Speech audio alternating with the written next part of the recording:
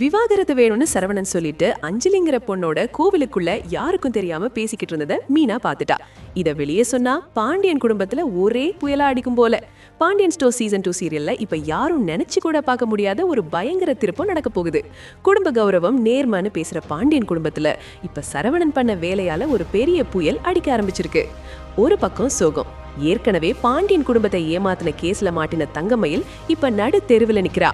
சரவணன் விவாகரத்து வேணும்னு அடம்பிடிக்க பிறந்த வீட்லயும் யாரும் சப்போர்ட் பண்ணாம மயிலு ரொம்ப மனசு உடைஞ்சு தற்கொலை பண்ணிக்கலான்னு போயிட்டா. கரெக்டான நேரத்துல காப்பாத்தின மீனா அவளுக்கு ஒரு வேலை வாங்கி கொடுத்து வாழ்க்கையை சரி பண்ண ஹெல்ப் பண்ணிட்டு இருக்கா. தங்கமயிலுக்கு ஒரு வயசான தாத்தாவை பாத்துக்கிற வேலைய மீனா சிபாரிசு பண்ண கோவிலுக்கு போயிருந்தா. அங்கதான் அவளுக்கு அந்த ஷாக்கிங் நியூஸ் காத்துட்டு இருந்துச்சு.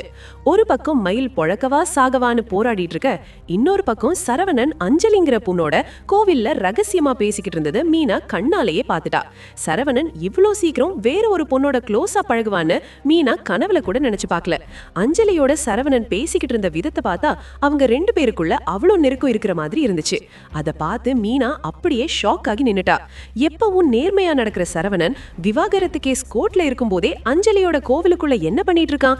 இது தெரியாம நடந்த சந்திப்பா இல்ல பிளான் பண்ண ரகசியமானு மீனாவும் சீரியல் பாக்குறவங்களும் யோசிக்கிற மாதிரி இருக்கு. இந்த உண்மையை மீனா பாண்டியன் கிட்டயோ இல்ல வேற யார்கிட்டயாவது சொன்னா பாண்டியன் ஸ்டோர்ஸ் குடும்பத்து நிம்மதி காலி. ஒரு பக்கம் பாவோன்னு நினைக்கிற தங்கமயில், இன்னொரு பக்கம் அஞ்சலியோட மாட்டிக்கிட்டு சரவணன்.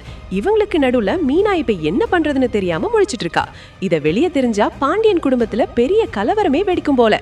சரவணன் அஞ்சலி சந்திப்புக்கு பின்னாடி இருக்கிற அந்த ரகசியம் என்னன்னு அடுத்த எபிசோட்ல தெரிஞ்சிடலாம்.